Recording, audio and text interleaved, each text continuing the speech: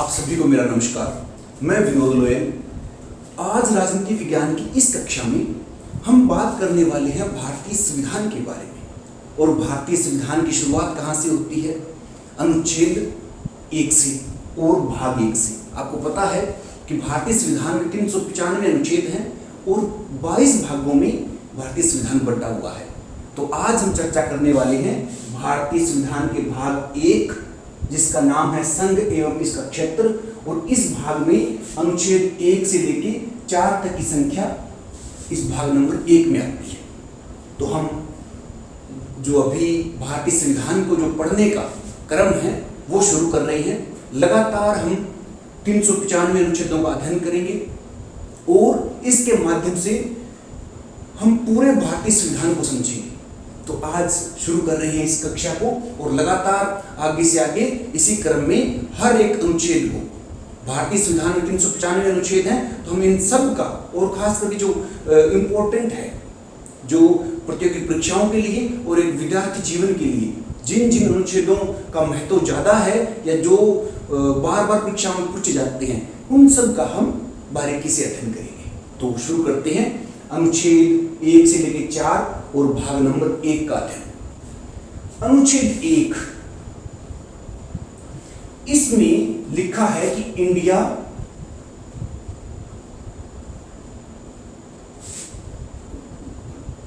जो कि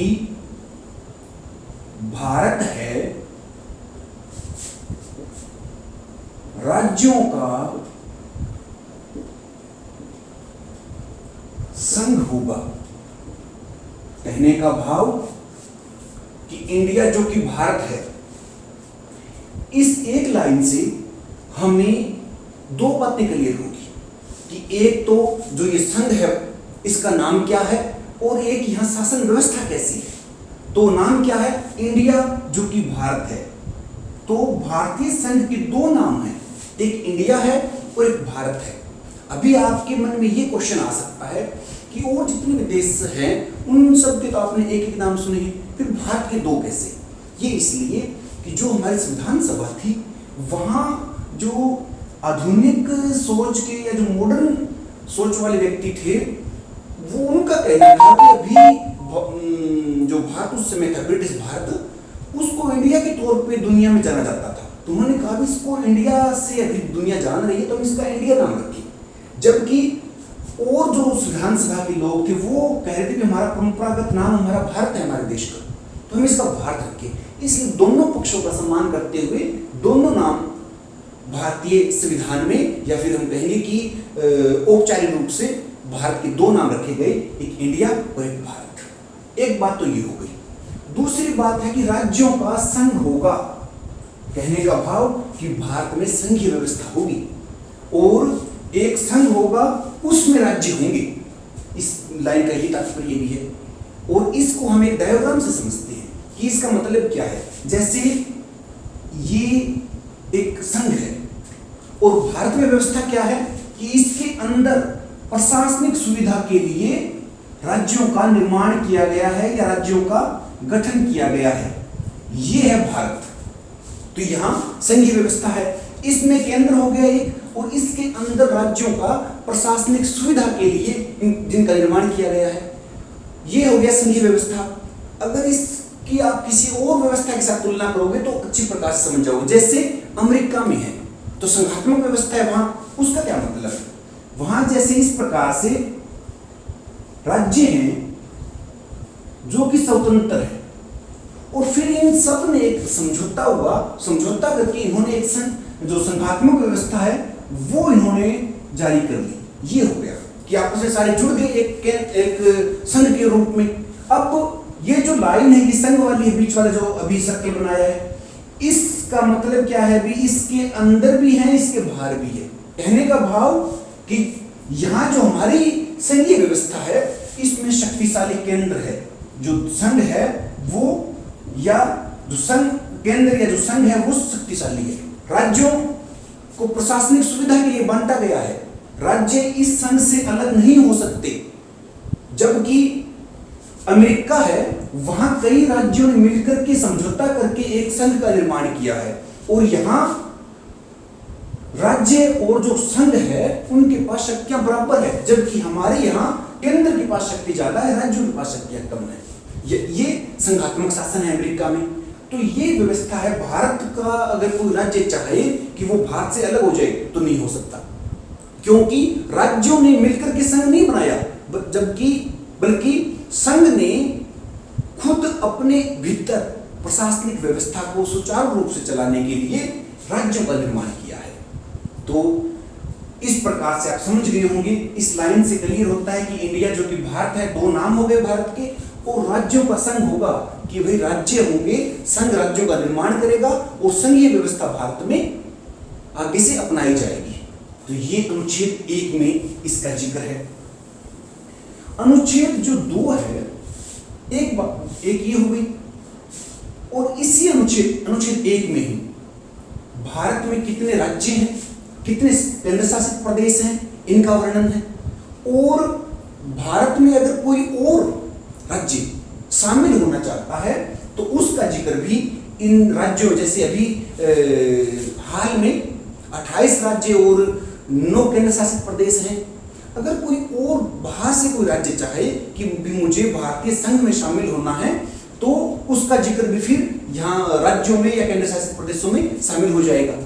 ये है अनुच्छेद 1। अनुच्छेद 2 है, बड़ा सिंपल है, सीधा है। इसमें नए राज्यों का प्रवेश, नए राज्यों का प्रवेश,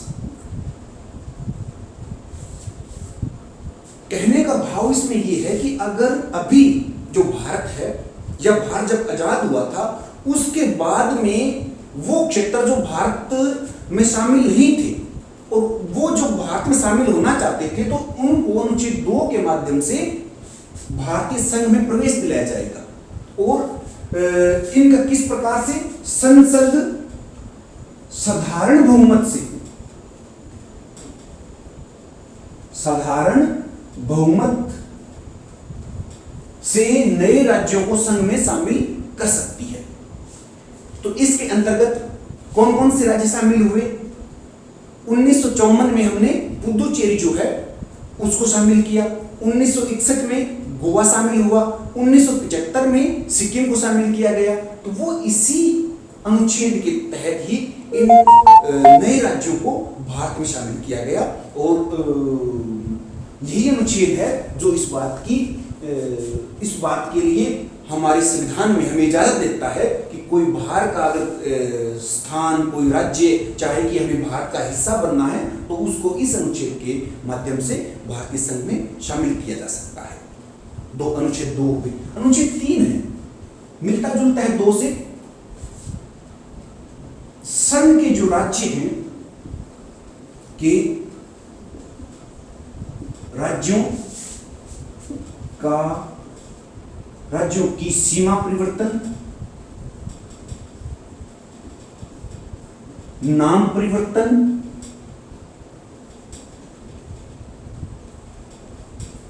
या फिर हम ये कहेंगे कि किन्हीं 2 राज्यों को मिलाकर के एक बना सकते हैं, एक राज्य को 2 बनाए जा सकते हैं। तो इस प्रकार की संसद को, या हमारे संविधान ने संसद को यह शक्ति दी है कि भारत में जितने राज्य हैं उनको एक राज्य को बांट करके 2 बनाए जा सकते हैं।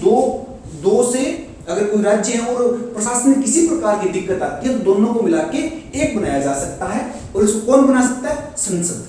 और वो भी जैसे ऊपर लिखा है कि संसद साधारण बहुमत से। तो यहां हम देख सकते हैं कि संसद साधारण बहुमत से। और साधारण बहुमत का अर्थ थोड़ा यहां आपको समझना मेरे हिसाब से जरूरी है, जिन बच्चों को नहीं पता है। साधारण बहुमत का मतलब होता है कि संसद के जो दोनों सदन हैं उनमें कुल सदस्यों की संख्या है, कुल सदस्य संख्याओं से जैसे जितने सदस्य हैं उनसे आधे से एक ज्यादा हो तो वो साधारण बहुमत हो जाता है।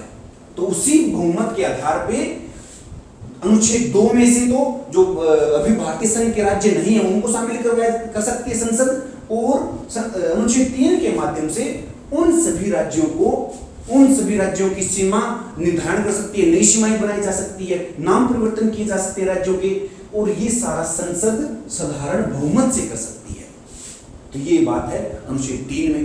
अनुच्छेद 4 सीधा, सिंपल और बिल्कुल आसान। इसमें है कि जो अनुच्छेद ऊपर वाले जो अनुच्छेद दिए हैं, अनुच्छेद 2 और 3, अनुच्छेद 2 और 3 जो हमने अभी पढ़े हैं, इनको अनुच्छेद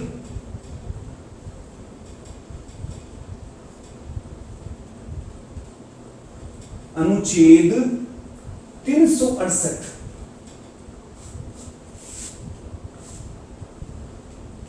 के अंतर्गत संशोधित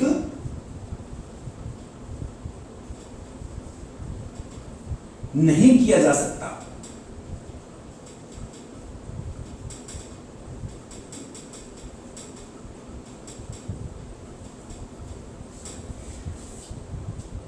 अनुच्छेद जो 4 है वो ऊपर वाले जो 2 अनुच्छेद हैं उन्हीं की व्याख्या कर रही है कि अनुच्छेद जो 2 और 3 है, इनको हमने क्या लिखा है कि संसद साधारण बहुमत से नए राज्यों को संघ में शामिल कर सकती है, और संसद साधारण बहुमत से ही जो पुराने राज्य है उनकी नई सीमा बना सकती है, उनका नाम परिवर्तन कर सकती है। तो ये दोनों चीजें साधारण बहुमत से हो रही है, जबकि अनुच्छेद जो 368 है उसमें विशेष बहुमत की जरूरत पड़ती है। तो बस यही बात कहने की है यहाँ कि इनमें जब भी संशोधन हो तो वो अनुच्छेद 368 के तहत नहीं होगा, वो इसके अलावा साधारण बहुमत से ही इन दोनों जो अनुच्छेद है इनमें किसी परिवर्तन करके इनको शामिल किया जा सकता है। किसी भी राज्य में की सीमाओं को परिवर्तन किया जा सकता है और किसी भी नए राज्य को इनमें शामिल किया जा सकता है। एक बात और जो यहाँ महत्वपूर्ण रह गई थी वो ये है कि जब भी किसी राज्य, पुराने राज्य जो संघ में है, उस एक राज्य को 2 राज्यों में बदलना है या 2 राज्यों को एक करना है, उनकी सीमाएं निर्धारित करनी है, तो उसके लिए संसद सबसे पहले राष्ट्रपति की मंजूरी लेती है उस प्रस्ताव के लिए, और राष्ट्रपति उस राज्य विशेष के विधानमंडल से राय लेता है कि इस राज्य की सीमाएं हम निर्धारित कर रहे हैं, नाम बदल रहे हैं, जो भी काम करना है भी हम इस पे आपकी क्या राय है। तो अगर उसमें राज्य ने कोई राय दी या नहीं दी, राज्य को मानने के लिए राष्ट्रपति बाध्य नहीं है। कहने का भाव क्या है कि करना तो आप इस विषय में आखिरी जो शक्ति है वो संसद या केंद्र के पास होती है। हालांकि राय ली जाती है, अगर पक्ष में राय आती तो ठीक है, अगर नहीं पक्ष में आती है राष्ट्रपति के या केंद्र सरकार के राज्य की राय, तो भी अगर संसद या केंद्र सरकार चाहती है तो उस राज्य की सीमाओं में या उसके नाम को वो परिवर्तित कर सकती है। तो ये आज हमने पढ़ा अनुच्छेद 1 से लेकर 4। इसी प्रकार से हम क्रम वाइज आगे अनुच्छेदों को पढ़ते रहेंगे, और उम्मीद करता हूं कि आज की जो हमने ये भाग 1 और अनुच्छेद 1 से लेकर 4 तक पढ़े हैं वो आपको समझ में आए होंगे। अगर किसी प्रकार से आपको कन्फ्यूजन है, आपको सुझाव देना चाहते हो तो आप कमेंट्स कर सकते हैं, और इसी प्रकार से नए नए वीडियो और नई नई जानकारियां प्राप्त करने के लिए आप इस चैनल से जुड़े रहें। और अगर आप नए हैं चैनल पे, अभी तक आपने चैनल को सब्सक्राइब नहीं किया है तो सब्सक्राइब जरूर कर लें। धन्यवाद।